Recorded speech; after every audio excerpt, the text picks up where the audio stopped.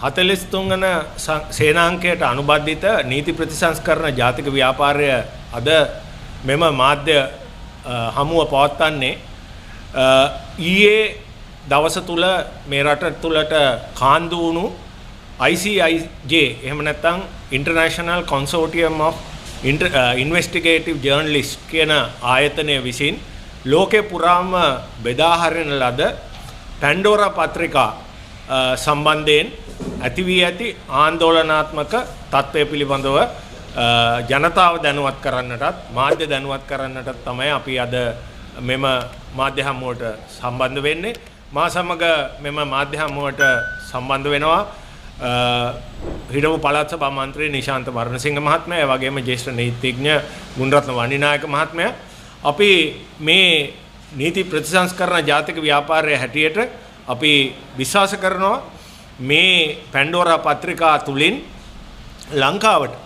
ලංකාවේ නීතියට, ලංකාවේ නීති ආධිපත්‍යයට, ලංකාවේ දේශපාලන ආර්ථිකය, ඒ වගේම ජාත්‍යන්තර වගකීම් සම්බන්ධයෙන් ඇති වී ඇති තත්ත්වය පිළිබඳව සමාලෝචනයක දෙන්නත්, ඒ වගේම එම සමාලෝචනය තුලින් අපි ඇති කරගත යුතු නීතිමය ප්‍රතිසංස්කරණ, නීතියේ වෙනස්කම් පිළිබඳව සහ වර්තමාන රජයට අභියෝග කරන්නට මෙම ක්‍රියාදාමයට එළඹෙන්නේ කියලා.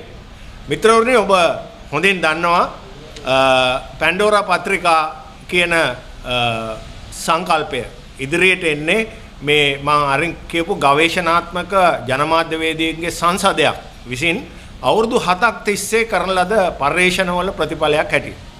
ඒ පර්යේෂණවල ප්‍රතිඵලයක් අනුව ඉදිරිපත් වෙලා තියෙන ආందోලනාත්මක තොරතුරු ලෝකයේ දූෂිතයයි කියන රටවල් පමණක් නෙවෙයි, පාරදෘශ්‍යයි කියන රටවල් වල, ප්‍රජාතන්ත්‍රවාදයයි කියන රටවල් වල දේශපාලඥයාගේ පැටිකිරිය එළියට ඇවිල්ලා තියෙනවා.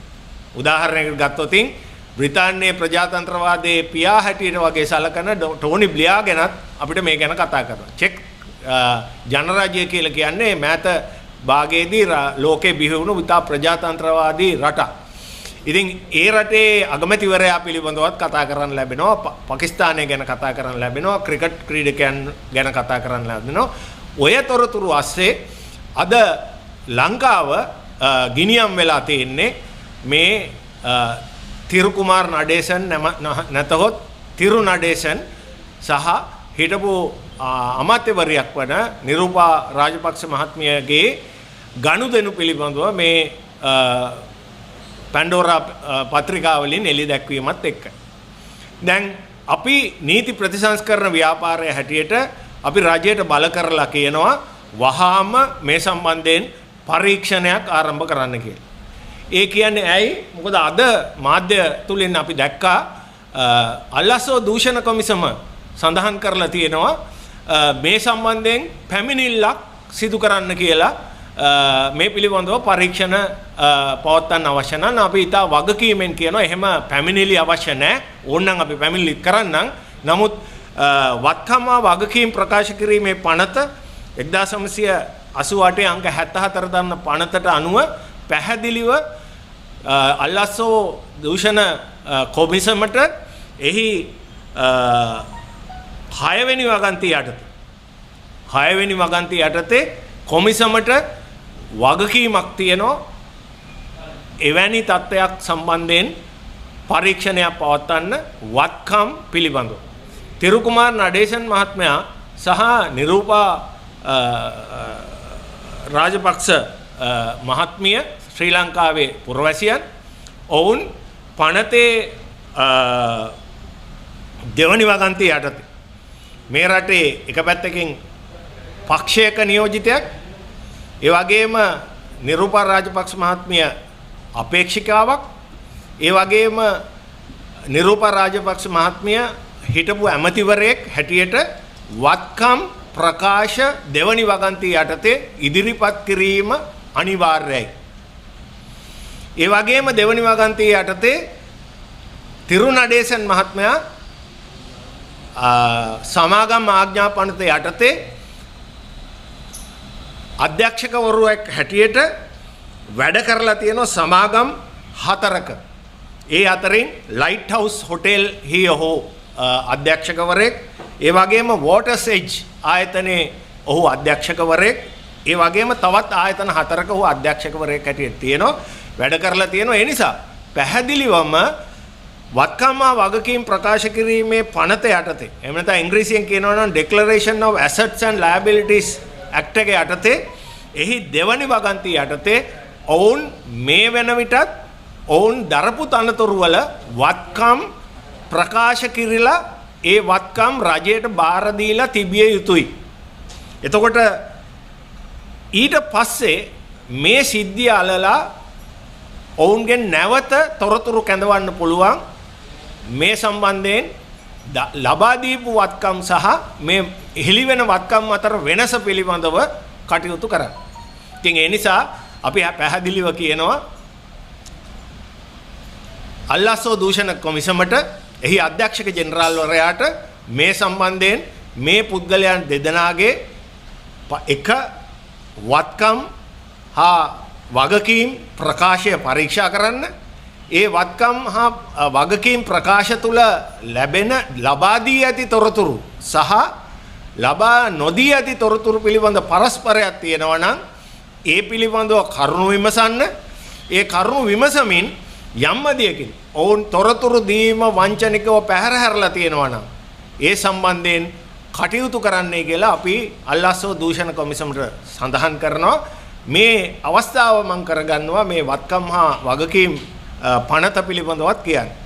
මේ වත්කම් හා වගකීම් පනත අත්‍යවශ්‍ය පනතක් ලංකාවේ මේ සිදුවෙන දූෂණ වළක්වීමට. අද ලංකාවේ හතු පිපෙන වගේ කෝටිපතියන් බිහි වෙනවා. ඔවුන් කුඩු වලින් හම්බ කරලාද, ඔවුන් ආයුධ වෙලදාම් කරලාද, ඔවුන් වෙනත් අයථා ක්‍රමයකින් හම්බ කරලාද කියලා කියන්න දන්නේ නැහැ. නමුත් මේ පනත හරියට ක්‍රියාත්මක වෙනවා නම් අත්‍යවශ්‍යයෙන්ම මේ අය නීතිය රැහැනට ගන්න පුළුවන්. අවාසනාවකට මේ පනතේ තියෙන්නේ යම් විදියකින් වත්කම් ප්‍රකාශ කිරීම පැහැර හැරියොත් හෝ වැරදි තොරතුරු ලබා දුන්නොත් රුපියල් දහසක දඩයක් සහ අවුරුද්දක සිරදඬුවමකට නියම කරන්න පුළුවන් මහේස්ත්‍රාත් උසාවියේ නඩු දාලා. ඉතින් ඒ අවාසනාවන්ත තත්ත්වයක් තියෙන්නේ. එම නිසා නීති ප්‍රතිසංස්කරණ ව්‍යාපාරය හැටියට අපි රජයට බල කරනවා වහාම මේ පනත සංශෝධනය කරන්න කියලා. ඒ වගේම අපි ජනාධිපතිවරයාට අභියෝග කරනවා ඔබ හිතනවා නම්, ඔබ කියනවා නම් ඔබ අවංක පුද්ගලයෙක් කියලා. මේ මාස 3ක් ඇතුළත වහාම මේ පනත සංශෝධනය කරලා සමාජයට ඔප්පු කරන්න ඔබත් ඔබේ රජයත් මේ දූෂිත වැඩපිළිවෙලේ හවුල්කාරයෝ නොවනවයි කියලා. දැන් මේ පසුබිම ඇතුලේ තමයි අපිට කතා කරන්න වෙන්නේ මේ පිළිබඳව තාදුරට. තිරු නඩේසන් මහත්මයා ඔබ දන්නවා මේ ලංකාවේ ඉන්න කිංපින් කෙනෙක්. කිංපින් කියන්නේ ඉතාම බලගත්තු පුද්ගලයන්ට සම්බන්ධ ගනුදෙනු වෙළඳ ගිවිසුම් වල යෙදෙන පුද්ගලයෙක්. ඔහුට විරුද්ධව දැනටමත් ගම්පහ අධිකරණයේ මහාධිකරණයේ ඉදිරියේ නීතිපතිවරයා අංක 26 ඇලයිරක් 2017 යන නඩුව යටතේ අධිචෝදනා පත්‍ර බාර දීලා බැසිල් රාජපක්ෂ මහත්මයාට සහ තිරුකුමාර නඩේසන් මහත්මයාට රාජ්‍ය සම්පත් අවභාවිතා කිරීම පිළිබඳව නඩුවක් පවරලා තියෙනවා. අපි නීතිපතිවරයාගෙන් අහනවා මේ නඩුවත් සාක්ෂි නැහැයි කියලා දැන් මේ දවස්වල සිදුවෙන පන්නේ විදියට විසි කරලා දානවද මේ පණ්ඩවරා පත්‍රයන්හි සඳහන් වෙන ආකාරයට මේ ඩොලර් මිලියන 160ක් කියන්නේ විශාල මුදලක් ලංකාවේ සල්ලි වලින්. ඒ මුදල සහ ඔය නඩුව අතර තියෙන සම්බන්ධය පිළිබඳ සොයා බලනවා. මිත්‍රවරුනි, අද ඉතා ඛේදවාචක තත්ත්වයක අපි ඉන්නේ. නීතිපතිවරයාගේ ඉදිරියේ තියෙනවා නඩු 13ක් රුපියල් බිලියන 5කට අධික වටිනාකමක් තියෙන වංචා කිරීම සම්බන්ධයෙන් විමර්ශන අවසන් වෙච්ච නඩු. අපි තිරුකුමාර නඩේසන් මහත්මයා ගැන කතා කරනකොට පසුගිය ආණ්ඩු සමයන්හි සිදුවෙච්ච වංචාවන් අක්‍රමිකතාවයන් ගැන කතා කරනවා නම් විමර්ශන අවසන් වෙච්ච නඩු 13ක් නීතිපතිවරයාගේ තීන්දුව ගැනීමට යටත්ව නීතිපති කාර්යාලයේ රාක්කවල තැන්පත් වෙලා තියෙනවා. අපි අහනවා නීතිපතිතුමාගෙන් මේ නඩු විමර්ශන 13 වාර්තා මත පදනම් වෙලා කවදද නීතිපතිතුමා මේ නඩු පවරන්නේ කියලා. ඒ වගේම දැනටමත් ඒ කියන්නේ පහුගිය යහපාලන ආණ්ඩුව කාලේ මේවැනි මූල්‍ය වංචා සම්බන්ධයෙන් විමර්ශන අවසන් කළා අධිචෝදනා බාර දීපු නඩු 6ක් දැනට මහාධිකරණවල තියෙනවා. අපි දැක්ක පහුගිය කාලේ ප්‍රවණතාවයක් තිබුණා මේ නඩු යම් ආකාරයකට දුර්වල නඩු විමර්ශනයේ තොරතුරු මදි සාක්ෂි මදි කියලා මේ නඩු ඉවත දැමීමේ ප්‍රවණතාවයක්. අපි නැවතත් අහනවා මේ නීතිපතිතුමාගෙන් මේ ඉදිරියේ තියෙන අවසාන වශයෙන් මේ නඩු 29ක් තියෙනවා. ඒ නඩු 29 සම්බන්ධයෙන් ඔබේ ස්ථාවරය කුමක්ද? මේ රටට මේ පිළිබඳව දැන ගැනීම අවශ්‍යයි. ඒ මොකද අපිට අද පේනවා තිරුණඩේසන්ලා මේ රටෙන් කොල්ල කාගත් මුදලේ ප්‍රමාණය අපිට ඩොලර් බිලියන 7ක් ඕන අවුරුද්දකට අපේ ණය ගෙවන්න. ඒ ඩොලර් බිලියන 7 අපි ගන්නේ අපේ අපනයන වලින්.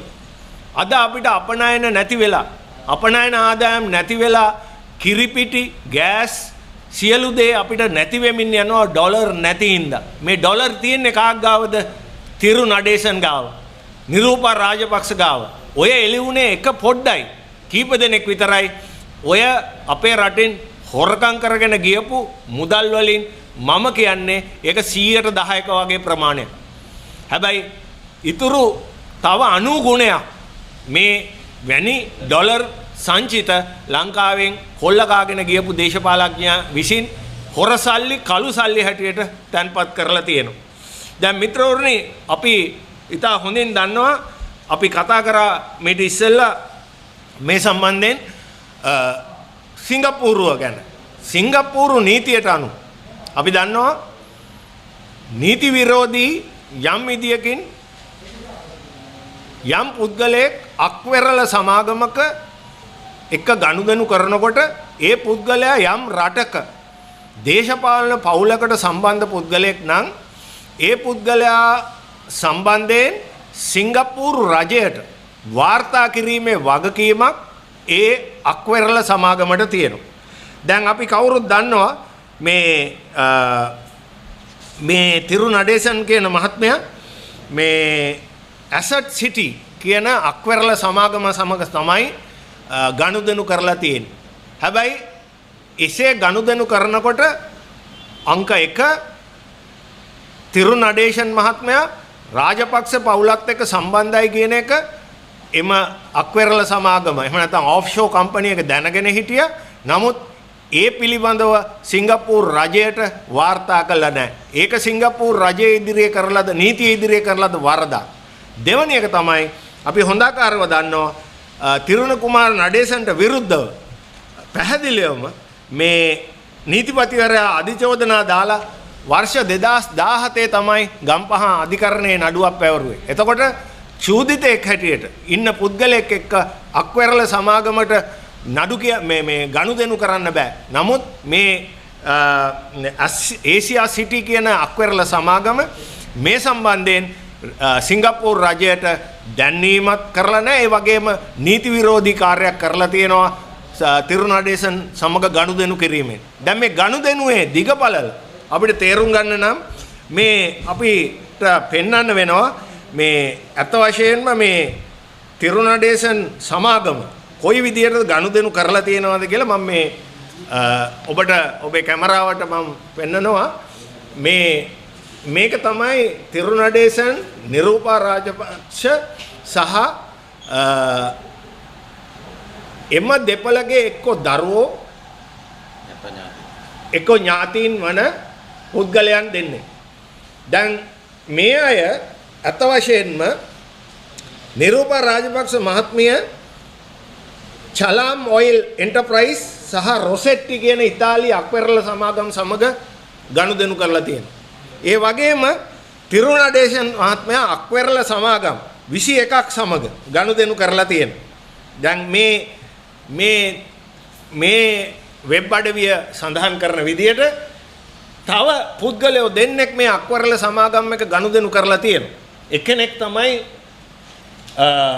තිරුකුමාර් අයංකා නඩේසන්. අනිත් පුද්ගලයා සනාරා නිරන්ත රාජපක්ෂ නඩේස. එතකොට පුද්ගලයන් 4 දෙනෙක් මේ අක්වැරල සමාගම් 11ක් එක්ක මේ ඩොලර් මිලියන 160 එක් ගනුදෙනුව කරලා තියෙනවා. මේක බරපතලයි. එතකොට මේ 4 දෙනාම ශ්‍රී ලාංකික පුරවැසියන්. එතකොට මම ආරම්භයේදී කිව්වා වගේම මේ පුද්ගලයන් සම්බන්ධයෙන් පරීක්ෂණ පැවැත්වීමේ වගකීමක් අල්ලාසෝ දූෂණ කොමිසමට තියෙනවා. ඒ වගේම ඒ අල්ලාසෝ දූෂණ කොමිසම විසින් වත්කම් ප්‍රකාශ කිරීමේ නඩුවක් එහෙම නැත්නම් විමර්ශනයක් පවත්වන්නට අමතරව දූෂණ සිදු කිරීම පිළිබඳව සාක්ෂි විමර්ශනය කිරීම කළ යුතුයි. ඩොලර් මිලියන 28ක් 160ක් කියන්නේ විශාල මුදලක්. ඒ සියලු මුදල අයිති වෙන්නේ අපේ අහිංසක අපේ පුරවැසියන්. ඒ මුදල වංචා කෙරුවා නම් ඒ මුදල නැවත අපිට ලබා ගත යුතුයි. අන්න ඒ අර්ථයෙන් අපි රජයට කියනවා වහාම මේ සම්බන්ධයෙන් පියවරක් ගන්න. ඒ වගේම අපි රජයට කියනවා මේ පුද්ගලයන් වහාම ලංකාවේ පවතින නීති යටතේ අත්අඩංගුවට ගන්න කියලා. අත වශයෙන්ම මේ සිදු වෙලා තියෙන වංචාකාරී ගනුදෙනු ජාත්‍යන්තර මට්ටමින් සිදු වෙලා තියෙන්නේ. ඔවුන් මුදල් විතරක් නෙවෙයි හොරගම් කරලා තියෙන්නේ. අපි මේ වාර්තාවල තියෙන විදිහට ජාත්‍යන්තර වශයෙන් වටිනා කියන ශ්‍රී ලාංකික චිත්‍ර ජාත්‍යන්තර චිත්‍ර 31ක් මේ ගනුදෙනු වල තියෙනවා. ඔවුන් ස්විට්සර්ලන්තේ බැංකුවක තමයි මේවා තැන්පත් කරලා තියෙන්නේ. බැංකුවක් කිව්වට ඒ කියන්නේ ආටිෆැක්ට්ස් එහෙම නැත්නම් චිත්‍ර සංරක්ෂිත තත්ත්වයේ පවත්වාගෙන යා හැකි ගබඩාවක් තුළ තැන්පත් කරලා තියෙන්නේ. දැන් ඒකෙන් උත් පෙන්නනවා මොවුන්ගේ මේ ව්‍යාපාරික ඥාණය තුළ කොතරම් වූ වටිනා ශ්‍රී ලාංකික සංස්කෘතික භාණ්ඩ අපිට නැති වෙලාද කියලා අපි දන්නේ නැහැ. ඒ නිසා මේ ප්‍රශ්නය මේ තිරුකුමාර් නඩේසන් නිරූපා රාජපක්ෂ ඔහුගේ දරුවන් හෝ ඥාතීන්ගෙන් මේ මතුවෙන ප්‍රශ්නය අපි හිතනට වඩා ඉතා ගැඹුරු ලංකාවේ මේ දූෂිත ආර්ථික ක්‍රමය පිළිබඳව මනා පිළිඹුවක් ලබා දෙන සිද්ධියක්. අපි හැමදාම දූෂණයට එරෙහිව වැඩ කරන පුද්ගලයෝ හැටියට කිව්වා ලංකාවේ දල ජාතික නිෂ්පාදනයෙන් 10%ක් දල ජාතික නිෂ්පාදනයෙන් 10%ක් හොරකම් කරනවා කියලා වාර්ෂිකව. ඒක මම නෙමෙයි කිව්වේ, ඒක මහාචාර්ය ඉන්ද්‍රරත්න. ඒ කියන්නේ දල ජාතික නිෂ්පාදනයේ ඩොලර් බිලියන 80යි. ඒකෙන් 10% කියන්නේ ඩොලර් බිලියන 8යි. මෙන්න ඩොලර් බිලියන 8 පිළිබඳව ජීවමාන සාක්ෂි තිරුකුමාර් නඩේසන් හරහා අපිට ඇවිල්ලා තියෙනවා. ඒක තමයි ඇත්ත. එතකොට අපි අවුරුද්දකට ඩොලර් බිලියන 7ක් ගෙවා ගන්න බැරුව දුක් වෙනවා.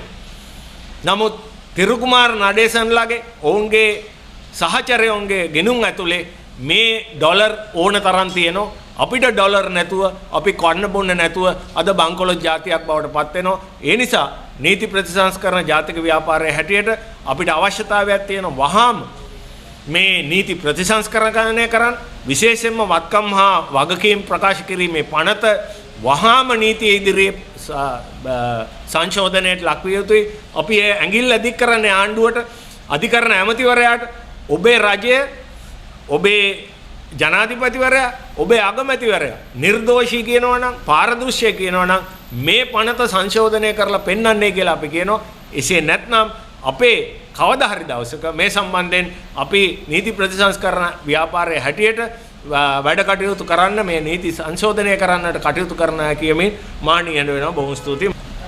මම නීතිඥ ගුණරත්න වනිනායක. මම හිතන්නේ ලංකා දේශපාලන ඉතිහාසයේ හොඳ හෙළිදරව්වක් වෙලා තිබෙනවා. මේ රටේ ජනයාගේ, මිනිස්සුන්ගේ සල්ලි කොල්ල කාපු ආකාරය දෙකකින් හෙළිවීමෙන් පවතිනවා. දැනට එක හෙළිදරව්වක් වෙලා තියෙනවා දේශපාලන පවුල්වල සමාජිකයන්ට. ඒ අනුව මේ රටේ අහිංසක මිනිසුන්ගේ කොල්ල කාලා තියෙන ධනයේ වටිනාකම මේ සමාජයට හිතා ගන්න බෑ. මම හිතන්නේ මේ ගාන පෙන්වන්න ඕනේ. තමනාසලා ගත්තොත් මෙතරම් විශාල මුදලක් කෝටි 3200ක් මේ රටේ අහිංසක මිනිස්සුන්ගේ සල්ලි කොල්ල කාලා තිබෙනවා. ඒ නිසා දැන් මේ ආණ්ඩුවට යන්නේන මන් නැති වෙන තත්ත්වයට උද්ගත වෙලා තියෙනවා. මේ සම්බන්ධයෙන් පරීක්ෂණ කළ යුතුයි.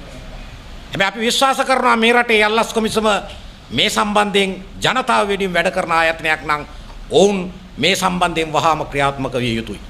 එහෙම නැත්නම් අපි විශ්වාස කරන්නේ නැහැ මේ ආණ්ඩුව මේ සම්බන්ධයෙන් පරීක්ෂණ කරයි කියලා.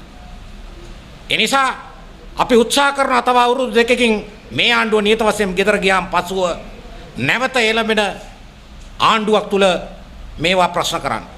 ඒ නිසා තමුන්නාසලා විශ්වාස කරන විදිහට මේ රටේ ධනෙ කොල්ල කාපු සියලු දෙනා මේ එක්කෙනෙක් දෙන්නේ පමණයි විශාල චෞර වලල්ලක බද්ධ වෙලා තිබෙන මේ ගයිජස් පරම්පරාවේ කොල්ලකරුවන් තව කොපමණ ප්‍රමාණයක් රටේ ධනය කොල්ල කායද්ද යන අපිට ප්‍රශ්න කළ යුතු තිබෙනවා. ඒ අනුව මේ රජය මේක යට ගහන්න කොච්චර උත්සාහ කරත් මේක ලෝකේ පුරා ගිහිල්ලා තිබෙන්නේ. ඒ අනුව දැන් මේක වලදමණ්ඩ වහඬ මේ ආණ්ඩුවට හැකියාවක් නැහැ. ඒ නිසා මේ ආණ්ඩුව මේ සම්බන්ධයෙන් ක්‍රියාත්මක නොවෙනවා නම් ඉදිරි දේශපාලන තව වසර දෙකකින් මේ රටේ මේ ගයිජස් පරම්පරාවේ කොල්ලකරුවන්ට දඬුවම් දෙන්න අපි නායකයෙක් හදන්න ඕනේ. ඒ නායකයා මේ නිකන් ඥම්පචන් නායකයෙක් නෙවෙයි. මේ රටේ බුද්ධියක් තිබෙන, ඥාන ශක්තියක් තිබෙන, පුරුෂ ශක්තියක් තිබෙන නායකයෙක් අපි ගොඩනගන්න ඕනේ. ඒ නිසා ඒ සඳහා මේ වෙන විටත් සාකච්ඡා පවත්වනවා, සාකච්ඡා වෙමින් පවතිනවා. එවන් නායකයෙක් මේ රටේ බිහි කළ යුතු තිබෙනවා. ඒ නිසා මේ රටේ සමස්ත ජනතාව දැන් තේරුම් ගත යුතු කරුණක් තිබෙනවා. සාම්ප්‍රදායික දේශපාලඥයාට ඥාන මණ්ඩල දරිද්‍රතාවයෙන් පෙළෙන නායකයන්ට මේ කාර්ය කරන්න බෑ කියලා.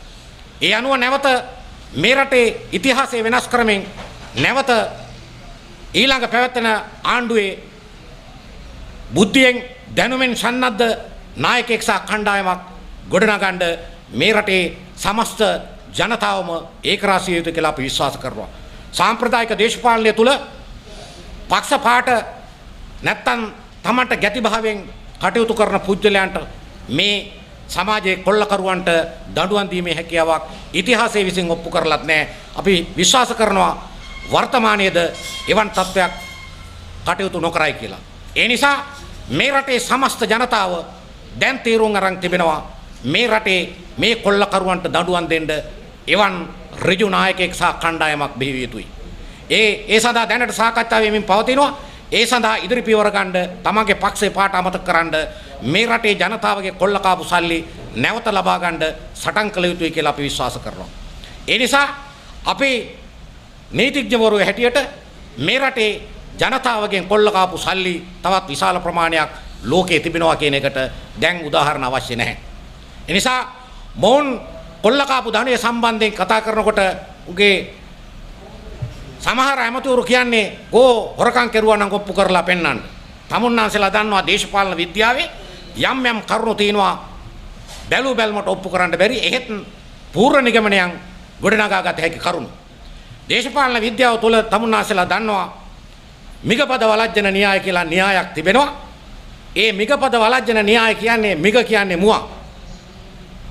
මුවා ගල්පොත්තක එක්කලවරකින් නගින නැගලා යන අඩි තිබෙනවා. ඒ ගල් පොත්තට අවසන් කෙළවරේ බැහැලා ගියපු අඩි තිබෙනවා. එහෙමනම් මිගපද වලජ්ජන න්‍යාය අනුව මුවා ගල මතින් ගියා කියන එකයි කියන්නේ.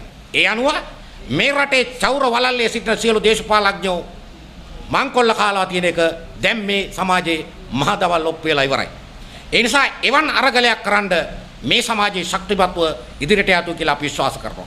ඒ නිසා මේ රටේ සියලු සකල විද දේශපාලන බලයක් අපි ඒක රාශි කරගෙන මේ සටන මේ අපරාධකරුවන්ට දඬුවම් දීමේ වගකීම මේ රටේ සමාජය මත දෙවුර මත අපේ දෙවුර මත තිබෙනවා කියන එක අපි විශ්වාස කරනවා. ඒ නිසා නීතිඥ ප්‍රජාව හැටියට තව වසර දෙකකින් මේ රටේ මේ පාලනය අතුගෑ දැමීමට කිසිදු සැකයක් නැහැ. ඉන්පසුව මොවුන්ට දඬුවම් දීමේ වගකීම නීතිඥ ප්‍රජාව සහ මේ රටේ උගත් මිනිසු ඒ සටනට දායකත්වය දෙනවා කියන සටහන තබමින් මා නිහඬ වෙනවා. ඊයේ දිනේදී ජාත්‍යන්තර දේශපාලනයේ ප්‍රධාන පුවත බවට පත් වුණේ පැන්ඩෝරා ලේඛනය හෙළිදරව් වීම. ඒ පැන්ඩෝරා ලේඛනයේ ශ්‍රී ලංකාව පිළිබඳවත් සඳහන් වෙලා තියෙනවා. පළමුවෙන්ම මම ස්තුතිවන්ත වෙනවා ජාත්‍යන්තර ගවේෂණාත්මක ජනමාධ්‍යවේදීන්ගේ සම්මේලනයේට. මොකද ශ්‍රී ලංකාවේ චෞර වලල්ලේ ඉන්න ප්‍රධාන වංශක්කාර චෞරෙක් පිළිබඳ තොරතුරු මේ පැන්ඩෝරා ලේඛනය හරහා හෙළිදරව් කරලා තියෙනවා. මේ කවුද? ඒ තමයි මේ රාජපක්ෂ පවුලේ සමීප ඥාතිවරියක් වන නිරූපමා රාජපක්ෂ පිළිබඳව කරලා තියෙන හෙළිදරව්ව. දැන් මේක ඇත්ත වශයෙන්ම නිරූපමා රාජපක්ෂ විතරක් නෙවෙයි, ඔහුගේ සැමියා වන තිරුකුමාර් නඩේෂන් පිළිබඳවත් පැහැදිලිව මේකේ සඳහන් වෙලා තියෙනවා. එහෙනම් අපි කියන්න කැමති මේ රටේ ජාතික ධනය සොරාකාපු, මේ රටේ ජාතික ධනය උරා බීපු, ඒවා විදේශ රටවල් වල ගිහිල්ලා තැන්පත් කරපු මේ මූල්‍ය අපරාධකරුවන්ට එරෙහිව වහාම මේ රටේ නීතිය ක්‍රියාත්මක වෙන්න ඕන. මේ පිළිබඳව වහාම විමර්ශනයක් ආරම්භ කරන්න ඕන. මොකද මේ තිරුකුමාර් නඩේෂන් එහෙම නැත්නම් නිරූපමා රාජපක්ෂ කියලා කියන්නේ මේ රාජපක්ෂ පවුලේ ඥාතිවරයෙක්. මොකද නිරූපමා රාජපක්ෂ මහින්ද රාජපක්ෂ මැතිතුමාගේ, ඒ වගේම ජනාධිපති ගෝඨාභය රාජපක්ෂ මැතිතුමාගේ, මුදල් ඇමති බැසිල් රාජපක්ෂ මැතිතුමාගේ, ඒ වගේම නාමල් රාජපක්ෂ මැතිතුමාගේ, ඒ වගේම ශෂේන්ද්‍ර රාජපක්ෂ මැතිතුමාගේ, චමල් රාජපක්ෂ මැතිතුමාගේ මේ සියලු දෙනාගේම සමීප ඥාතිවරියක්. අත වශයෙන්ම ගත්තම මේ අයගේ නැන්දනියක් එක පැත්තකින්, අනිත් පැත්තෙන් තමන්ගේ පවුලේ ඥාති සහෝදරියක් විදියට කටයුතු කරපු කෙනෙකුට තමයි මේ චෝදනාව එල්ල වෙලා තියෙන්නේ. එහෙනම් මේ චෝදනාව එල්ල වෙලා දැන් පැය 48ක් ගත වෙලා තියෙනවා. ලෝකයේ අනිත් රටවල් වල රාජ්‍ය නායකයෝ මේ චෝදනා එල්ල වෙච්ච අවස්ථාවේදී ඔවුන් ශනිකව ඒකට ප්‍රතිචාර දැක්වුවා. අපි දැක්ක රුසියාවේ ජනාධිපතිවරයා, පුටින් ජනාධිපතිවරයා ඔහු ප්‍රතිචාර දක්වමින් එක ප්‍රතික්ෂේප කරා. ඒ වගේම දකුණු ආසියාවේ රටක් වන පාකිස්තානයේ අග්‍රාමාත්‍යවරයා ඉම්රාන් ખાන් ට්විටර් පණිවිඩයක් නිකුත් කරමින් ඔහු වහාම තමන්ගේ මේ අභ්‍යන්තර වලල්ලේ ඉන්න ඊටාම සමීප, එහෙම නැත්නම් තමන්ගේ මූල්‍ය උපදේශකවරයා විදියට කටයුතු කරන පුජ්‍යලයා විතරක් නෙමෙයි, තවත් ඇමතිවරු සහ තවත් සමීපයින් කීප දෙනෙකුට මේ චෝදනා එල්ල වෙලා තියෙනවා. ඔවුන් සම්බන්ධයෙන් වහාම විමර්ශනයක් ආරම්භ කරනවා කියලා තියෙනවා. ඒ වගේම ටෝනි බ්ලෙයා සම්බන්ධයෙන් ඔවුන්ගේ නීතිඥ සමාගම් ප්‍රතිචාර දක්වලා තියෙනවා. ඒ වගේම ක්‍රිකට් ක්‍රීඩකයෙක් වෙච්ච ඉන්දියාවේ සචින් තෙන්ඩුල්කර්ගේ නීතිඥ සමාගම මේ පිළිබඳ ප්‍රතිචාර දක්වලා තියෙනවා. ප්‍රකට ගායිකාවක් වන සකිරා මේගේ නීතිඥ සංගමයේ මේ වෙනකොට ප්‍රතිචාර දක්වලා තියෙනවා. අපි අහන්න කැමති මේ රාජපක්ෂ පවුලේ තමන්ගේ ඥාති දියණියකට, එහෙම නැත්නම් තමන්ගේ සහෝදරියකට, තමන්ගේ නැන්දනියට එල්ල වෙලා තියෙන මේ චෝදනාව සම්බන්ධයෙන් මේ ආණ්ඩුවේ ඉන්න මේ රාජපක්ෂ රෙජීමේ ඉන්න කිසිම කෙනෙක් මේ වෙනකම් ප්‍රකාශයක් කරලා නැහැ. අපි රටේ මුදල් අමාත්‍ය බැසිල් රාජපක්ෂගෙන් අහන්න කැමතියි මොකද්ද මේ සම්බන්ධයෙන් කියන්නේ? ජනාධිපතිවරයා මේ සම්බන්ධයෙන් මොනවද කියන්නේ? අගමැති මහින්ද රාජපක්ෂ මැතිතුමා මොකද්ද කියන්නේ? තාම මේ සම්බන්ධයෙන් කිසිම ප්‍රතිචාර දැක්වීමක් කරලා නැහැ. එහෙනම් මේකෙන් අඟවන්නේ මොකද්ද? ඔවුන් පිළිගනිමින් තියනවා මේ පැන්ඩෝරා ලේඛනය හරහා කරපු හෙළිදරව් ඇත්තයි කියලා. ඩොලර් මිලියන 160ක් ඔබ සියලු දෙනාම දන්නවා මේ මොහොතේ මේ රට මොන වගේ අගාධයකද තියෙන්නේ කියලා, මූල්‍ය අගාධයකද තියෙන්නේ කියලා.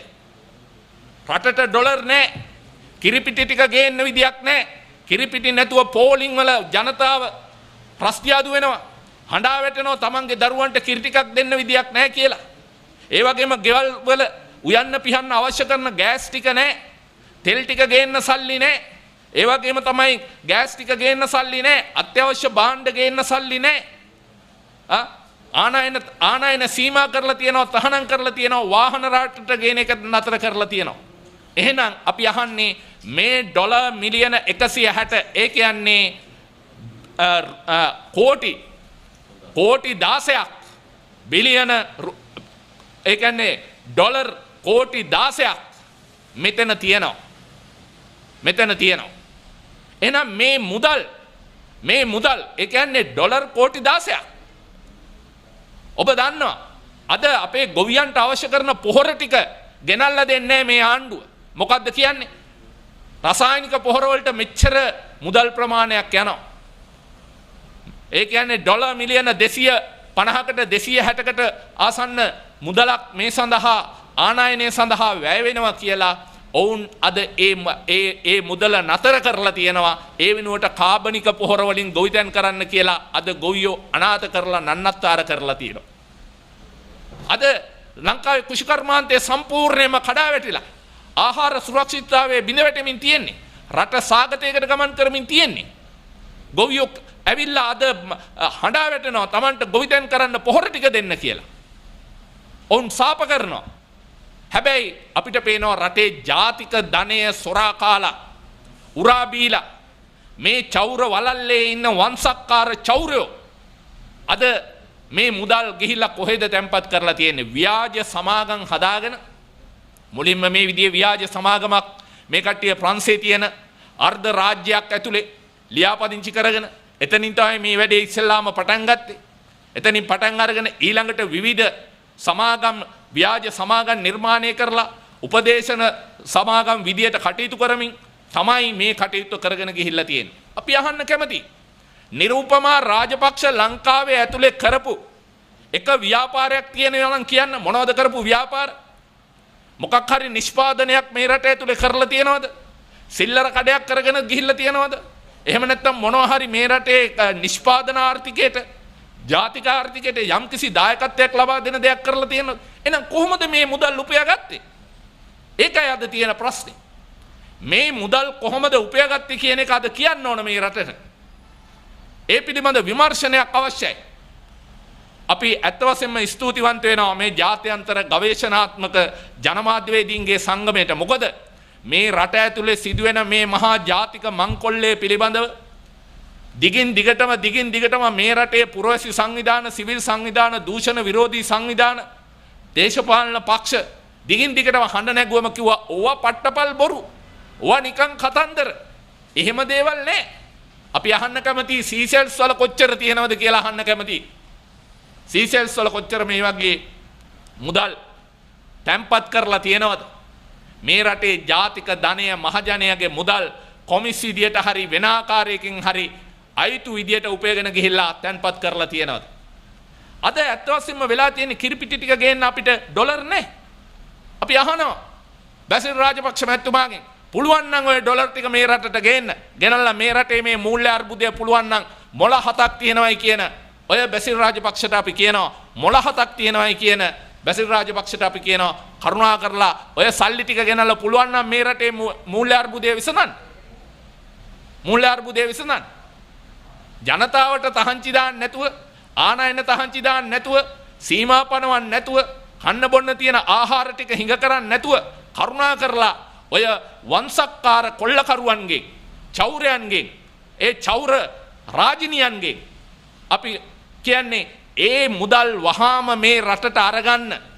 අන්න ඒකයි කරලා පෙන්වන්න ඕන මේ රටට ආදරයක් තියෙනවා නම්, දේශප්‍රේමයක් තියෙනවා නම්, රට ගැන කැක්කුමක් තියෙනවා නම් නිකම් බොරුවට පපුවට ගහගත්තට වැඩක් නැහැ. රටට ආදරේ කියලා. ඒ නිසා අපි පැහැදිලිව කියන්න ඕන අද මෙන්න මේ ආකාරයට විශාල ජාතික මංකොල්ලයක් මේ රටේ සිදු වෙලා තියෙනවා. ඒ මුදල් කොහෙද තියෙන්නේ? ඩුබායි වල වෙන්න පුළුවන්, සීෂෙල්ස් වල වෙන්න පුළුවන්, සෙන්ට් මාටින්ස් වල වෙන්න පුළුවන්, සැමුවා වල වෙන්න පුළුවන්. මේ කියන තැන්වල මේ මුදල් තැන්පත් කරලා තියෙනවා මේ රටේ මේ චෞර වලල්ලේ ඉන්න ප්‍රධානිය. දැන් මේ එක්කෙනෙක් විතරයි මේ එළියට ආවේ. අනිත් අය අපි දන්නේ මොන ප්‍රමාණයට මේවා කරලා තියනවද කියලා. ඒකයි අපි කිව්වේ මල්වානේ නිවසේ අයිතිකරුවා කවුද කියලා ඇහුවම ඒ තිරුණඩේෂන් මේ වගේ අපකීර්තිමත් මේ මෑත කාලීන අපකීර්තිමත් ඉතිහාසයකට හිමිකම් කියන ව්‍යාපාරික වශයෙන් වෙන්න පුළුවන්, ගනුදෙනු පැත්තෙන් වෙන්න පුළුවන්. අර ශිරාල් ලක්තිලක මහතා කිව්වා වගේ ඊටාම අපකීර්තිමත් ගනුදෙනු වලට සම්බන්ධ වෙච්ච පුද්ගලයෙක් තමයි මේ තිරුණඩේෂන් කියලා කියන්නේ. ඒ වගේම අද මොවුන් මේ රැස් කරගත්ත අයුතු ධනය ගිහිල්ලා තැන්පත් කරන එක ක්‍රමවේදයක් තමයි අද ලෝකයේ තියෙන ඊටාම දුලබ විරල චිත්‍ර ගෙනියලා මේ කට්ටිය ඒවා මිලදී අරගෙන ඒවා කොහේ හරි තැන්පත් කරලා තියෙනවා. ඒක නිසා අපි කියන්න ඕන අද ආර්ට් වර්ක් 31ක් ස්විට්සර්ලන්තයේ ජිනීවා වල මේ කට්ටිය තැන්පත් කරලා තියෙනවා. ඒවා පැහැදිලිව අපි කියන්න ඕන ජෝර්ජ් කිඩ්ගේ, ඒ වගේම මංජුශ්‍රීගේ, වෙනත් ඉන්දියාවේ ලෝකප්‍රකට චිත්‍රශිල්පීන්ගේ මේ චිත්‍ර ගෙනියලාද තැන්පත් කළා. ඒ මුදල් තැන්පත් කරන තව එක ක්‍රමයක්. ඒ මුදල් තැන්පත් කරන්නේ තව එක ක්‍රමයක්. ඉතින් ඒ නිසා අපි කියන්න ඕන මෙන්න මේ ආකාරයට මේ රටේ සාරය උරා බීලා, මේ රටේ ජාතික ධනය කොල්ල කාලා අයිතු විදියට මුදල් උපයගෙන මේවා ගෙනහිල්ලා පිට රටවල් වල විවිධ තැන්වල අද අපිට පේනවා මේ මුදල් තැන්පත් කරලා තියෙනවා. ලෝකේ පිළි නොගත් ඇතැම් රාජ්‍යයන් ඇතුලේ එහෙම නැත්නම් ඊටාම මේ රහස්‍යභාවයේ රකින්නවාය කියන විවිධ අර්ධ රාජ්‍යයන් ඇතුලේ මේ විදිහට මේ මුදල් තැන්පත් කරලා පවත්වාගෙන යනවා. මේ මුදල් වලින් කොටසක් රට ඇතුළට ගන්න පුළුවන් නම් දැන් පහුගිය දවස්වල ඔය මුදල් විශුද්ධිකරණයට අදාළව ගෙනාව පනතක් මේ කළු සල්ලි සුදු කරන්න. අපි කියනවා කරුණා කරලා පුළුවන් නම් මේ සල්ලි ගේන්න මේ රටට. ඊළඟට මේ මුදල් කොහොමද පිට රටට ගෙනිච්චේ? මේ අය බදු ගෙවල තියනවද? මේවා උපයාගත්තේ කොහොමද? මොනවද කරපු ව්‍යාපාර? මේවායේ පාරදෘශ්‍යභාවයක් තියනවද? කරුණා කරලා මෙන්න මේ පිළිබඳව ස්වාධීන විමර්ශනයක් කරන්න කියලා අපි ඉල්ලා හිටින්න කැමතියි. අල්ලස්සා දූෂණ කොමිසමින් මං හිතන්නේ මේ වෙනි කටයුත්තක් කරන්න තරම් ඒ කට්ටියට තාක්ෂණික විගණනයක් කරන්න තරම්වත් එහෙම හැකියාවක් තියෙනවයි කියලා. ඒ නිසා මේ සිද්ධිය පිළිබඳව වහාම විමර්ශනයක් කරන්න කියලා අපි ඉල්ලා හිටිනවා. මේ කරලා තියෙන්නේ එක හෙලිදරව් කිරීමක් පමණයි. මේවැනි හෙලිදරව් කිරීම පසුගිය කාලේ මේ රටේ ඉන්න බහුජන සංවිධාන, සිවිල් සංවිධාන, දූෂණ විරෝධී සංවිධාන කිව්වම ඒ සියල්ල නොසලකා හැරියා. එහෙම නැත්නම් ඒවට hina වුණා. ඒවා හැල්ලුවට ලක් කරා. ඒවා පට්ටපල් බොරු කියලා කිව්වා. දැන් මේක හෙලිදරව් කරලා තියෙනවා. මේක හෙලිදරව් කරලා කියනවා. නිසා අපි කියනවා පුළුවන් නම් වහාම මේ සම්බන්ධයෙන් ජනාධිපතිවරයාගේ ස්ථාවරය කියන්න. අගමැති මහින්ද රාජපක්ෂ මැතිතුමාගේ ස්ථාවරය කියන්න. ඒ වගේම අපි කියනවා මුදල් ඇමතුමා අර විශ්වකර්මය කියලා කිව්වේ මේ රටේ ආර්ථිකය ගොඩ දාන්න පුළුවන්, මේ රටේ ආර්ථිකය හදන්න පුළුවන් වැඩකරු විදියට කිව්වේ. මොළ 7ක් තියෙනවායි කිව්වේ. අන්නේ බැසිල් රාජපක්ෂට අපි කියනවා මේ සම්බන්ධයෙන් කරුණා කරලා තමන්ගේ ස්ථාවරය ඇවිල්ලා කියන්න. තමන්ගේ මේ ඥාති නැන්දනියගේ මේ ගනුදෙනුව පිළිබඳව අපි නාමල් රාජපක්ෂ ඇමතුමාගේ තරුණ ඇමතුමාගෙන් ඉල්ලා සිටිනවා. දැන් මොකද කියන්නේ? මේකත් බොරුද? මේකත් බොරුද? මේ ජාත්‍යන්තර ගවේෂණාත්මක මාධ්‍යවේදීන්ගේ සම්මේලනය කරලා තියෙන මේ හෙලිදරව්වත් තව බොරුවක්ද? අද මුළු ලෝකෙම මේ ගැන සාකච්ඡා වෙනවා. ඒක නිසා ලංකාව චෞර වලල්ලකට හසු වෙච්ච චෞරයන්ගේ රාජ්‍යයක් කියන එක ජාත්‍යන්තර වශයෙන් තහවුරු වෙමින් තියෙනවා. ඉදිරියේදී තවත් මෙවැනි හෙලිදරව් කිරීම අනාගතයේදී සිදුවේයි. මේ රටේ ජාතික ධනය කොල්ලකාපු හොරාකාපු මේ සහගහන අපරාධ කරපු මේ සියලු දෙනාට එරෙහිව අනාගතයේදී ජනතා අධිකරණයක් ඉදිරියේ මේ සියලු දෙනාම වග උත්තරකරුවෝ බවට පත් වෙනවායි කියන එක මේ වෙලාවේදී අපි නීති ප්‍රසංස්කරණ ව්‍යාපාරයේ විදියට අවධාරණය කරන්න කැමතියි.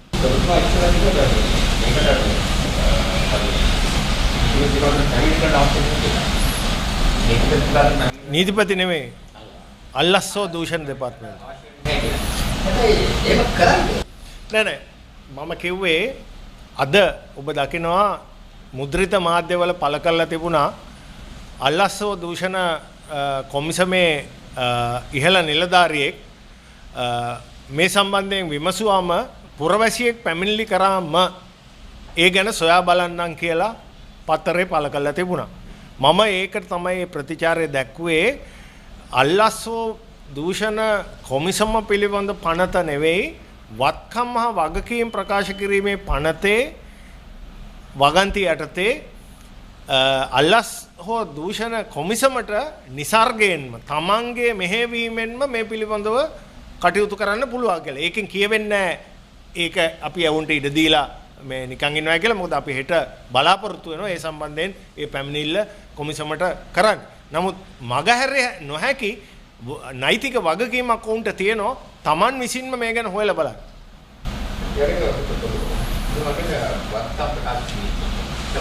ලංකා ඉතිහාසයේ මේ විතර ප්‍රශ්නයක් තියෙනනේ මොනවද මේ කාලික ප්‍රශ්නයක් තියෙනවා. එතකොට ලංකාවේ ඉතිහාසයේ වත්තම් ප්‍රකාශ කිරීම පිළිබඳව යම් කිසි පුද්ගලයෙකුගේ වත්තම් වැඩි නම් එහෙම නැත්නම් කොහොමද උද්‍යාගත්තේ කියන එක එහෙම කරපු පූර්වදශක් තියෙනවා. ඒක තමයි ලංකාවේ තියෙන කනගාටුදායක තත්ත්වය. පළවෙනි එක ලංකාවේ වත්කම් හා වගකීම් ප්‍රකාශ කිරීමේ පනතේ ප්‍රතිපාදන ශක්තිමත් නැහැ. මම ඒකනේ මගේ අදහස් දැක්කේ කිව්වේ පැහැරීමක් කරෝතින් දඩේ රුපියල් 1000යි. මගේ ප්‍රශ්නේ දැන් මෙතන ප්‍රශ්නයක් තියෙනවද? ඔබතුමා කියපු ප්‍රශ්නයක් තියෙනවා. මම අහන්නේ ඒකට වත්කම් හා වගකීම් ප්‍රකාශ කිරීම ගැන අරගෙන කොහොමද වල විචාරකාගේ පැහැදිලිවම මේ අපේ මේ ආණ්ඩුවේ අමාත්‍යවරු දෙන්නෙක් සම්බන්ධයෙන් දැනටම මේ අල්ලස්සෝ දූෂණ කමිසම ඉදිරියේ තියෙන මම හිතන්නේ මේ වර්තමාන ආණ්ඩුවේ ඇමතිවරු 3 දෙනෙක් මම නම් වශයෙන් කියන්නේ නමුත් 3 දෙනෙක් පිළිබඳව වත්කම් ප්‍රකාශ පිළිබඳව විමර්ශනය කරලා උන්ට ප්‍රශ්න කළා කොයි විදියටද මේ වත්කම් ලැබුණේ කියලා ඒක මේ මුළු රටම දන්න සිද්ධියක්. නමුත් ප්‍රශ්නේ තියෙන්නේ උන් සම්බන්ධයෙන් නෛතික පියවර අරගෙන නැහැ. ඒ පරීක්ෂණ ලිපිගොනු එහෙම්ම ලගිනවා මේ කොමිසම ඇතුළේ.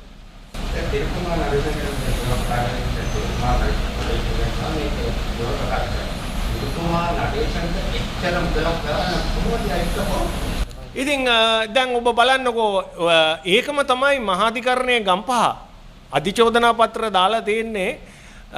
තිරුකුමාර නඩේසන් මහත්මයාගෙන් අහනවා ඔබ දැන් බසිල් රාජපක්ෂ මහත්තයා කියනවනේ ඒක එයාගේ ඉඩම නෙවෙයි කියලා.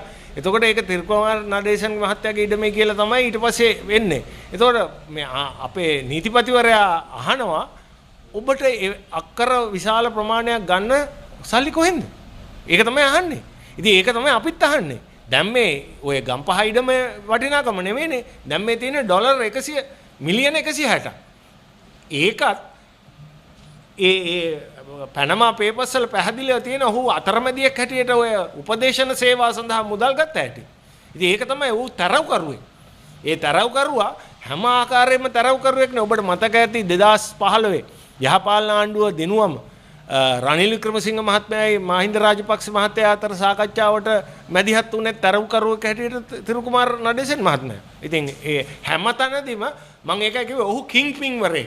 කිංපින් කෙනෙක්. ඕනෑම ලොකු ගනුදෙනුවකදී ඔහු තමයි මැදිහත් කරන්නේ. ඉතින් ඔහුගේ භාගය ඔහුගේ කොමිස් භාගය තමයි ඔය පෙන්වුම් කරන්නේ.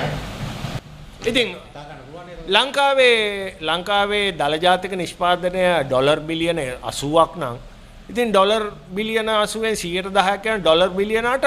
ඉතින් අවුරුදු 10කදී ඔහුට පුළුවන් දල වශයෙන් ඩොලර් මිලියන 80ක් හම්බ කරන්න. බිලියන. ඉතින් මේ මිලියන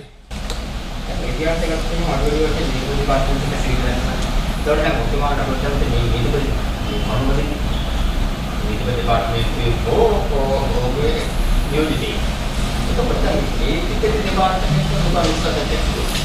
දැනට තියෙන තත්ත්වය තුළ අපි ඊටාම කනගාටු වෙනවා මේ පහුගිය කාලවකවානුවේ නීතිපති දෙපාර්තමේන්තුවේ ක්‍රියාකලාපය පිළිබඳව. මම මේකයි මගේ අදහස් දැක්වීමේදීත් කිව්වේ නඩුගණු 29ක් තියෙනවා නීතිපති දෙපාර්තමේන්තුවේ. එයින් 6යි නඩු දාලා තියෙන්නේ. ඊතුරු නඩුගණු ඔක්කොම සියල්ලම විමර්ශනය අවසන් කරපු නඩුගණු. ඒවත් සම්බන්ධයෙන් නීතිපතිවරයා තීන්දුව ගත යුතුයි අධිචෝදනා මත වුන්ට නඩු දානවද නැද්ද කියලා. නමුත් එසේ කළ යුතුව තියෙද්දී අපිට ඇහෙන්න ලැබෙන්නේ රාජපක්ෂ පවුලේ හරි ඥාතීන්ගේ හරි හිතවතුන්ගේ නඩු හොරපාරෙන්ම නඩු පැවරීමකින් තොරව කුණු බක්කියට විසෙනවයි කියලා. ඉතින් ඒක කනගාටුදායක තත්ත්වයක්. එතකොට ඔබතුමා කියන්නේ ජනතාවගේ මතයන් පරිගණන මේක දෙපාර්තමේන්තුවේ අනිවාර්යෙන්. ඒක දැන් අපිට තියෙන ලොකුම ප්‍රශ්නේ තමයි දැන් මේ වැනි සිද්ධිවලදී අපිට පේන දේ තමයි නීතිපතිවරයා හෝ මම හෝ ඔබ හෝ ඕනෑම පුද්ගලයෙක්ගේ ප්‍රධාන අවශ්‍යතාවය තියෙන අපේ අනාගත පරපුර. ඒ අනාගත පරපුරේ පැවැත්මට අවශ්‍ය මුදල් තමයි අපි කොල්ල කන්නේ.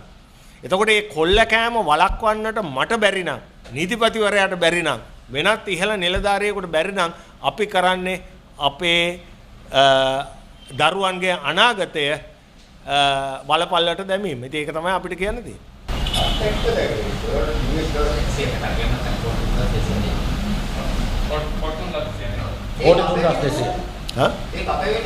අපේ වෙන්න කියලා කියන්නේ ඔහු ශ්‍රී ලංකා පුරවැසියෙක්ින්ද. ඒක ඉතින් ඔබ මේ කොමිසමේ ගිහිල්ලා අහන්න පුළුවන්. ඒක වෙනම දෙයක්. නමුත් ඔහු පුරවැසියෙක් හැටියට ඒ වත්කම් ප්‍රකාශ කිරීමේ වගකීම පනත යටතේ කොම්පැනියක අයිතිකාරයෙක් හැටියටත් දේශපාලඥයෙක් හැටියටත් ඒ දෙපළටම තියෙනවා. ඒ කියන්නේ ඔහුට යම් කිසි ලංකාවට පෙරාගැනීමේ කියන තිබුණා ඔබතුමාගේ වටා. ඔව් ඒක තමයි වත්කම් වලින් වත්කම් නීතියෙන් බලාපොරොත්තු වෙන්නේ. මට මගේ වත්කම් පෙන්වන්න බැරි නම් මම ගයක් හදලා තියෙනවා නම් මම කාර්යයක් කරන් තියෙනවා නම් ඒ ආයෝජනයට සමානුපාතික ආදායම පෙන්වන්න බැරි නම් ඒක වංචාවක්. ගවේෂණාත්මක මාධ්‍යවේදීන්ගේ සම්මේලනය මේ පැන්ඩෝරා ලේඛනයේ එළි දක්වන්න කලින් මේ සියලු දෙනාගෙන් විමසීමක් කරලා තියෙනවා. දැන් නිරුපමා රාජපක්ෂගෙන් විමසීමක් කරලා තියෙනවා. ඔවුන් ප්‍රශ්නාවලියක් ඉදිරිපත් කරලා තියෙනවා.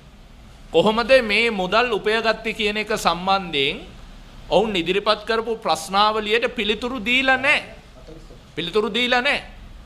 ඒ නිසා මේ ජනමාධ්‍යවේදීන්ගේ සංගමයේ නිකම් මේක ඇවිල්ලා එළියට දැම්ම නෙමෙයි. එතකොට පිළිතුරු නොදීම නිසා ඒක මගහැර යාම නිසා මෙතන කිසියම් ආකාරයකට සාධාරණ සැකයක් තියෙනවා මේ මුදල් උපයා ගැනීම. එහෙනම් නිවැරදිව මේ මුදල් උපයාගත්තා නම් හරි ඒවයි පාරදෘශ්‍යභාවයක් තියෙනවා නම් ඒ පිළිබඳව Tamanට ඉදිරිපත් කරන්න පුළුවන් නම් මේ ජනමාධ්‍යවේදීන් සංඝංගමයේ මුඩින්ම කරේ මේ චෝදනාවට ලක් වෙලා තියෙන මේ හෙළිදරව් වෙලා තියෙන නාම ලේඛනයේ සියලු දෙනාට මේ ප්‍රශ්නාවලිය යවලා තියෙනවා. ඒ වගේම රට ආර්ථික වශයෙන් වැටිලා තියෙන මොහොතක උන්ට වගකීමක් තියෙනවනේ. එහෙනම් අපි ඩොලර් ගේන්නම් කියලා මේ රටට ඒ රටවල තියෙන ඩොලර් ටික ගෙනල්ලා දුන්නා නම් මේ රටේ තියෙන ආර්ථික අර්බුදය ඩොලර් අර්බුදය විසඳෙනවා. එතකොට උන්ට මේ රට ගැන කැක්කුමක් තියෙනවා. එතකොට කල යුතු තිනේ ධනෙ මේක ගෙනල්ලා ආයෝජනය කරනවා. නෑ ඉතින් මුදල් පනත සංශෝධනය කරේ තේරෙන්නේ ඒ කරන්න හන්නේ ඒවා කළු සල්ලි ගේන්න තමයි.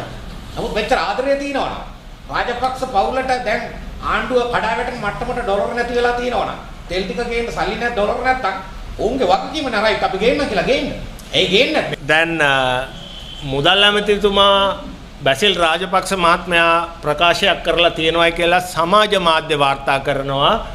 පැන්ඩෝරා පත්‍රිකා පළ කරන්නේ කොටි ඩයස්පෝරා සමාගමක් කියලා අපි මේකේ නිර්වද්‍යතාවය පිළිබඳව අපිට තාම තහවුරු කිරීමේ හැකියාවක් නැහැ. නමුත් මේක සමාජ මාධ්‍යවල තියෙන්නේ පේන විදිහට ශ්‍රී ලංකා පොදු ජන පෙරමුණේ ලාංඡනය යටතේ කරන පුවත්පත් සාකච්ඡාවක සඳහන් වෙන්නේ. ඉතින් අපිට කියන්න තියෙන්නේ හොරාගේ අම්මගෙන් පේන අහනකොට ඔය වගේ කියමන් අහන්න ලැබෙනවයි කියලා.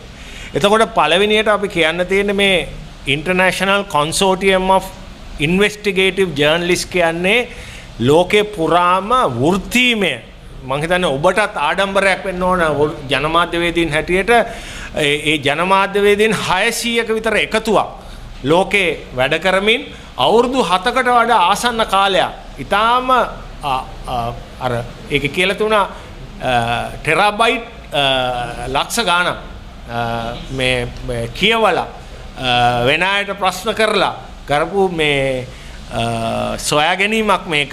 ඉතින් මේක නැවතත් අර සියලුම කුණු බේරුවල් බොක්කට යන වගේ කොටි ඩයස්පෝරාවටයි කොටි මේ යන එක රාජපක්ෂ දේශපාලනයේ හැටියක්. ඉතින් අපිට තියෙන්නේ ඒ සම්බන්ධයෙන් හාස්‍යයට ලක් කරන්නට විතරයි. අපිට අවශ්‍ය වෙන්නේ රාජපක්ෂවරුන්ට ඇඟිල්ල දික් කරලා වුන්ට මඩ ගහන්න නෙවෙයි. අපිට අවශ්‍ය වෙලා තියෙන්නේ මේ සිද්ධිය අනුසාරයෙන් අපේ රටේ ජාතික ධනෙ කොල්ල කාපු ජාතික ධනෙ කොල්ල කාපු මිනිස්සු හොයාගන්න. ඒ වගේම ජාතික ධනෙ කොහොමද කොල්ල කාවේ කියලා හොයන්න. අන්න ඒ සඳහා අවශ්‍ය වැඩපිළිවෙලක් නිසා අපිට කිසිම අවශ්‍යතාවයක් නැහැ රාජපක්ෂවරු බිත්තියට හේතු කරන්න. නමුත් අද මේ රටට අවශ්‍ය වෙලා තියෙන්නේ තිරුකුමාර නඩේසන් ඩොලර් මිලියන 160 හම්බ කරේ කොහොමද කියලා හොයන්නේ. අන්න ඒකට උත්තර දෙන්න බැසිල් රාජපක්ෂ මහත්මයෝ. ඒක තමයි අපි කියන්නේ. It is reported in the social media that the incumbent finance minister, Mr. Basil Rajapaksa, has held a press conference at his party headquarters and stated that this Pandora Papers are a ploy of a LTTE diaspora. Actually, on behalf of our organization, we condemn such a statement, and it's a lame excuse given by the finance minister, because this is the pattern of Rajapaksa politics. They always use Tamil diaspora, tigers, LTTE as a scapegoat to escape from their various nefarious activities, non-transparent corruptive matters. So therefore we have to tell Mr. Basil Rajapaksa, please look at you. You and Mr. Thirukumar Nadesan has been indicted before Gampa High Court for such a non-transparent activity. Therefore he is a culprit. If you are saying that this is a grand theory to explain that the LTT diaspora is here to defame Mr. Thirukumar Nadesan, is a grand lie. Mr. Rajapaksa, we have to say, please refrain from issuing this kind of statements.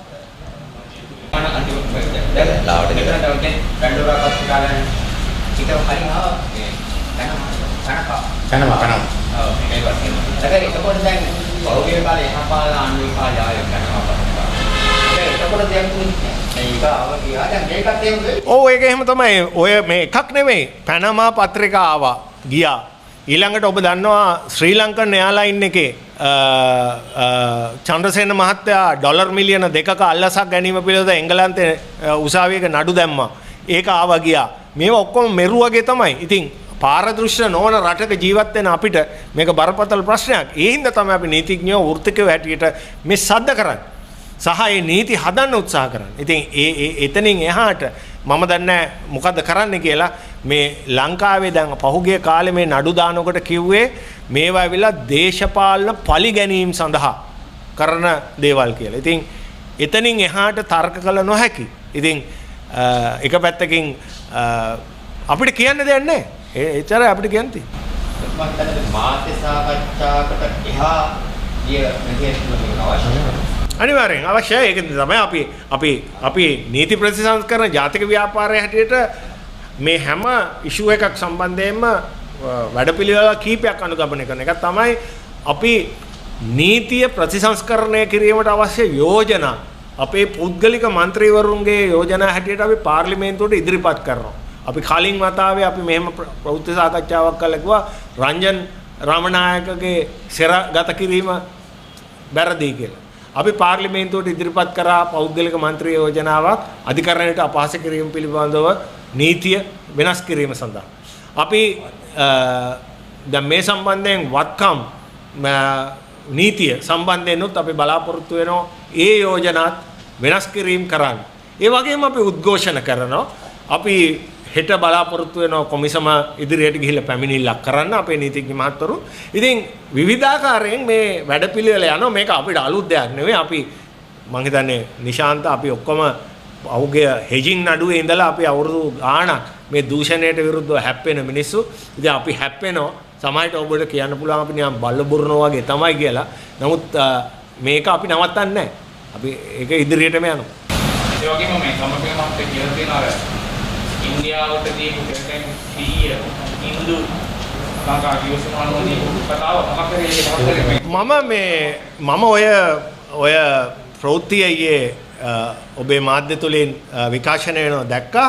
මම ගම්මන්පිල්ල මහත්මයාට කියන්නේ ඔබතුමා ටොම්පචෙක් වෙන්න එපයි කියලා. මේ ඇත්තටම ඉන්දු ලංකා ගිවිසුම යටතේ කිසිම නෛතික ප්‍රතිපාදනයක් නැහැ තෙල් ටැංකි ඉන්දියාවට පැවරීමට.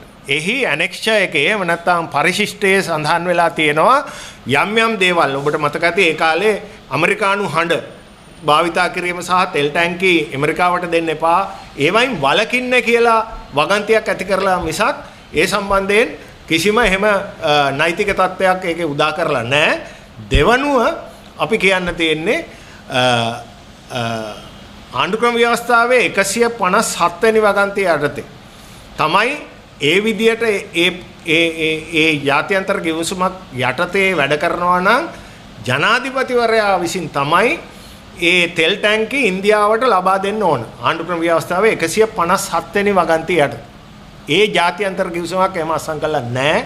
ඒ වගේම තමයි එසේ ජාත්‍යන්තර ගිවිසුමක් අත්සන් කරාට පස්සේ පාර්ලිමේන්තුවේ 3/2 ඡන්දයකින් එය අනුමත කළ යුතුයි. අන්න එහෙම වුණොතින් තමයි තෙල් ටැංකි නැවත ගන්න බැහැයි කියලා කියන්න පුළුවන්. ඉතින් මම දන්න විදිය මම දන්න නීතිය අනුව එතුමා මගේ මිත්‍රයෙක් නීතිඥවරයෙක් මට හිතා ගන්න බෑ මාධ්‍ය ඉදිරියට ඇවිල්ලා එවන් වගකීමක් නැති ප්‍රකාශ සිද්ධ කරන්නේ ඇයි කියලා. නීතිය ඉදිරියේ නම් මම දන්න දේ විදියට ඉන්දියාව සහ ශ්‍රී ලංකාව නැත්නම් අතර ඔය තෙල් ටැංකිය සම්බන්ධයෙන් තියෙන ගිවිසුම අසම්පූර්ණයි. මොකද 2001න් පස්සේ එය අත්සන් කිරීමට නියමිතයි. තාම අත්සන් කරලා නැහැ. ඒ නිසා දැන් තියෙන්නේ අර අපි කායිත කරන කාටත් අයිති නැති ගන්ධබ්බ අවස්ථාවක තමයි මේ තෙල් ටැංකිය තියෙන්නේ. ඒ අයිතිය පිළිබඳව ප්‍රශ්නයක් තියෙනවා. ඉතින් එවැනි තත්ත්වයක මං හිතන්නේ ගම්මන්පිල් මහත්තයා ඔහොම කියන්නේ නැත්නම් ඔහොම කිව්වට පස්සේ මේ වැඩ වර්ජනය කිරීම ඔක්කොම නවතිනෝනේ. දැන් දීලා ඉවරයි. දීපු එකාට සාප කර මේ නිදා ගන්න පුළුවන් තත්ත්වයක් ඇති කරන්න වෙන්නේ නැති එහෙම කියන්නේ නැත්නම්. එහෙම නැත්නම් දෙන්න බලාපොරොත්තු වෙනවා කියන්නේ. ඔය ඉතින් කොහොමද ඉතින් ඒක එකයිනේ ඒක ඇතුලේ. දැන් ඊයේ දිනේදී බලශක්ති ඇමතිවරයා ඇවිල්ලා මාධ්‍ය සාකච්ඡාවක් කියලා කිව්වා ත්‍රිකුණාමලයේ තියෙන තෙල් ටැංකි 100ම දැන් ඉන්දියාවට පවර්ලා ඉවරයි. ඒක ආපහු අපිට ගන්න බෑ. ඒක උන්ගේ අයිතියට ගිහිල්ලා ඉවරයි කියලා. දැන් මේ වගේ මේ කතා පවත්න්නේ මේ රට ඉස්සර ඇවිල්ලා මහා දේශප්‍රේමී කතා පවත්වපු ගම්මන්පිල්ල ඇමතුමා. හරි? මේ සියලු විජාතික බලවේගවලට විරුද්ධව, බටහිර බලවේගවලට විරුද්ධව, ඉන්දියාවේ මැදිහත්වීම් වලට විරුද්ධව කටයුතු කරනවා කියලා ඇවිල්ලා වගාලංකාර කියපු, වගාඩම්බර කියපු අය තමයි දැන් ඇවිල්ලා කියන්නේ අනේ ඉන්දියාවට මේ ඔක්කොම දීලා ඉවරයි. ඉතින් මේවා කියලා තමයි 3/2 බලයක් ගත්තේ. 69 ලක්ෂයක් ගෝඨාභය රාජපක්ෂ මැතිතුමාට ඡන්දෙ දුන්නේ.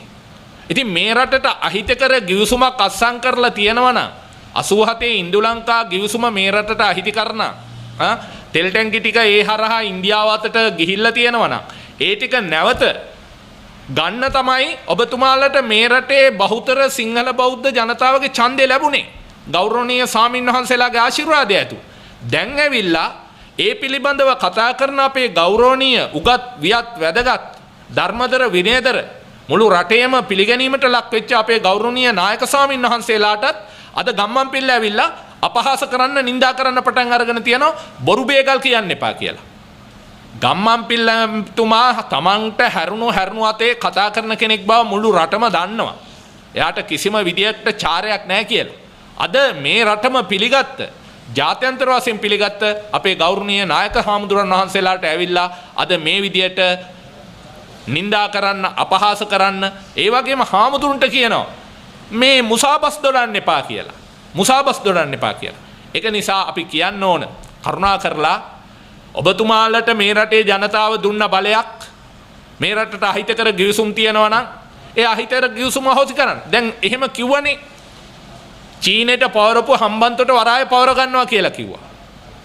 අපිට කිව්වා 99 අවුරුදු බද්දට දීලා තියෙන්නේ කිව්වා චීනෙට. ඒක අපි ආපු ගමන් පවර ගන්නවා කියලා කිව්වා. ඊළඟට කිව්වා මහ බැංකුවේ සිදුවෙච්ච මහදවල් මංකොල්ලය ගැන කතා කරා. ඒකට වගකිය යුතු වන අර්ජුන් මහේන්ද්‍රන් ලෝකේ කොහේ හිටියත් අපි පැය 48ක් යන ඉස්සෙල්ලා ලංකාවට ගෙනල්ලා නීතිය හමුවට ගෙනල්ලා ඒ අයට දඬුවම් කරනවා කිව්වා.